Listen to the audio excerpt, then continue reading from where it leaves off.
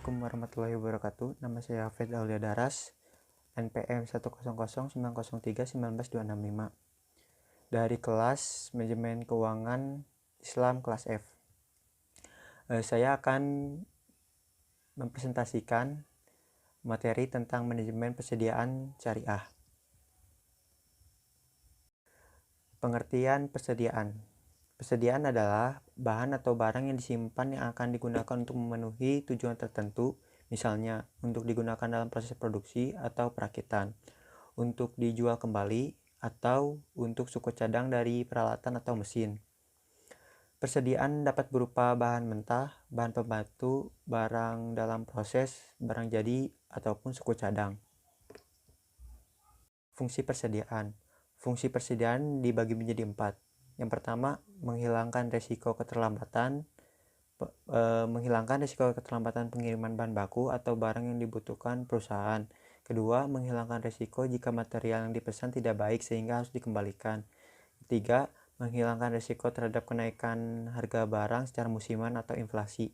Keempat, untuk menyimpan bahan baku yang dihasilkan secara musiman sehingga perusahaan tidak akan kesulitan jika bahan itu tidak tersedia di pasaran. Biaya-biaya dalam persediaan. Biaya-biaya dalam persediaan ini dibagi menjadi 3. Yang pertama ada biaya pemesanan atau ordering cost. Procurement cost adalah biaya yang dikeluarkan sehubungan dengan kegiatan pemesanan bahan atau barang, sejak dari penempatan pemesanan sampai tersedianya barang di gudang. Kedua ada biaya penyimpanan. Carrying cost atau holding cost adalah biaya yang dikeluarkan berkenaan dengan diadakannya persediaan barang. Ketiga ada biaya kekurangan persediaan. Shortage cost. Stock out cost adalah biaya yang timbul sebagai akibat tidak tersedianya barang pada waktu yang diperlukan. Lalu model-model persediaan. 1. Model persediaan kuantitas pesanan ekonomis.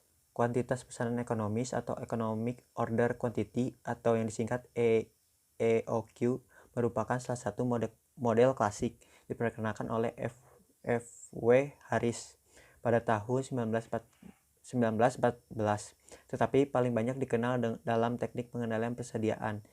EOQ ini banyak dipergunakan sampai saat ini karena mudah dalam penggunaannya, meskipun dalam penerapannya harus memperhatikan asumsi yang dipakai. Asumsinya itu sebagai berikut. Pertama, ada barang yang dipesan dan disimpan hanya satu macam. Kedua, kebutuhan atau permintaan barang diketahui dan konstan. Ketiga, pemesanan dan biaya penyimpanan diketahui dan konstan. Keempat, barang yang dipesan diterima dalam satu kelompok. Yang kelima, harga barang tetap dan tidak tergantung dari jumlah yang dibeli. 6. Waktu tenggang atau lead time diketahui dan konstan. Lalu yang kedua ada model persediaan dengan pesanan tertunda. Dalam banyak situasi, kekurangan persediaan yang direncanakan dapat disarankan. Hal ini banyak dilakukan pada perusahaan yang persediaannya bernilai tinggi, yang dapat mempengaruhi tingginya biaya penyimpanan. Lalu yang ketiga ada model persediaan dengan diskon kuantitas. Banyak penjual melakukan strategi penjualan dengan memberikan harga yang bervariasi sesuai dengan jumlah yang dibeli. Semakin besar volume pembelian, semakin rendah harga barang per unit. Strategi ini disebut penjualan dengan diskon kuantitas atau quantity discount. Lalu yang keempat ada model persediaan dengan penerimaan bertahap. Pada model persediaan yang telah dibahas, diasumsikan bahwa unit persediaan yang dipesan diterima sekaligus pada suatu waktu tertentu. Padahal sering terjadi persediaan tidak diterima secara seketika tetapi berangsur-angsur dalam suatu periode. Untuk kasus seperti ini, model EOQ dasar tidak menjadi sesuai. Diperlukan suatu model tersendiri sebagai model persediaan dengan penerimaan bertahap. Pendekatan manajemen persediaan. Pendekatan manajemen persediaan dibagi menjadi 2, yaitu yang pertama pendekatan tradisional, yaitu operasi pendekatan tradisional ini merupakan pendekatan yang lebih menekankan biaya persediaan Pendekatan ini memproduksi komponen produksi dalam jumlah besar dengan maksud mengantisipasi kalau terjadi sesuatu. Biaya yang terdapat dalam pendekatan tradisional ini adalah satu, biaya pemesanan ordering cost, yaitu biaya yang timbul dari pemesanan bahan baku sampai dengan barang di gudang persediaan atau seluruh pengeluaran yang timbul untuk mendatangkan barang dari luar. Kedua, biaya penyimpanan, carrying cost atau holding cost, merupakan biaya yang timbul akibat penyimpanan barang sebagai persediaan sepanjang waktu tertentu. Ketiga, biaya persiapan atau penyetelan atau setup cost, merupakan biaya yang menyiapkan peralatan dan fasilitas sehingga dapat digunakan untuk memproduksi produk atau komponen tertentu. Yang terakhir, biaya kekurangan persediaan atau shortage cost, merupakan biaya yang timbul apabila ada permintaan terhadap barang yang kebetulan tidak tersedia di gudang atau stock out. Lalu pendekatan yang kedua itu adalah pendekatan just in time. Pendekatan just in time ini adalah suatu sistem yang memusatkan pada eliminasi aktivitas pemborosan dengan cara memproduksi sesuai dengan permintaan konsumen dan hanya membeli bahan sesuai dengan kebutuhan produksi, tepat waktu dan tempat yang tepat. Pendekatan just in time ini akan minimalkan total biaya penyimpanan dan persiapan sehingga menekan biaya-biaya itu sampai nol. Pendekatan ini dikenal dengan pengelolaan aktivitas atau activity management, atau lebih menekankan pada tujuan strategis perusahaan supaya lebih kooperatif. Lalu konsep manajemen persediaan dalam Islam atau konsep manajemen persediaan syariah.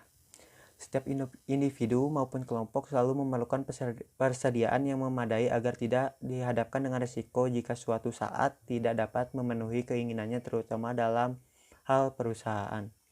Aplikasi manajemen persediaan pada hakikatnya juga berkaitan dengan perusahaan yang bersangkutan. Ada beberapa hal yang perlu diperhatikan dalam Islam, yaitu yang pertama, menyimpan kelebihan setelah kebutuhan primer terpenuhi. Dalam hal ini, Islam menganjurkan bagi kita untuk mempunyai skala prioritas, sehingga kita harus mengutamakan memenuhi kepentingan yang diprioritaskan terlebih dahulu. Kedua, menyimpan kelebihan untuk menghadapi kesulitan. Ketika dalam kondisi longgar, kita harus dapat menyisihkan dana untuk menghadapi krisis yang tidak terduga pada masa yang akan datang, atau sebagai persediaan di masa mendatang. Ketiga, hak harta keturunan sebagai generasi mendatang. Dalam konsep Islam, kedua orang tua harus menyadari bahwa generasi mendatang memiliki hak dan harta mereka, sehingga mereka tidak dianjurkan berlebih-lebihan dan mengabaikan kelangsungan hidup generasi mendatang. Keempat, tidak menimbun dan memonopoli harta kekayaan. Islam mengharapkan penimbunan harta dalam bentuk apapun. Tidak mengharapkan penimbunan harta dalam bentuk apapun. Oleh karena itu, kita harus mengembangkan untuk memberi kesempatan kepada pihak lain yang kekurangan atau kesulitan modal untuk melakukan usaha, dan juga sebagaimana jariyah dengan cara bisnis swasta, perniagaan, dan produksi barang atau jasa. Lalu penanaman modal mudharabah dengan pihak lain. Selanjutnya perserikatan usaha patungan atau musyarakoh. Lalu penitipan dalam bentuk giro maupun tabungan pada bank syariah. Dan terakhir, kerjasama lainnya dalam pengembangan modal. Yang kelima, perkembangan harta dilakukan dengan usaha baik dan halal. Keharusan pengembangan modal atau perniagaan harta harus dilakukan pada bidang yang baik dan halal, jauh dari riba dan hal-hal yang menimbulkan kerusakan. Persediaan dalam perbankan syariah. Dalam perbankan syariah menggunakan pendekatan just in time yang merupakan sistem yang dikembangkan atas dasar perbaikan dari kekurangan sistem tradisional. Persediaan dalam perbankan syariah merupakan aktivitas non-kas yang tersedia untuk satu, dijual dengan akad murabahah. Yang kedua, diserahkan sebagai modal bank dalam akad mudharabah atau musyarakoh. Yang ketiga, disalurkan dalam akad salam atau salam paralel. Yang keempat, aktivitas istisna yang telah selesai tetapi belum diserahkan bank kepada pembeli terakhir. Hal yang tidak termasuk dalam pengertian persediaan di bank syariah adalah satu, aktiva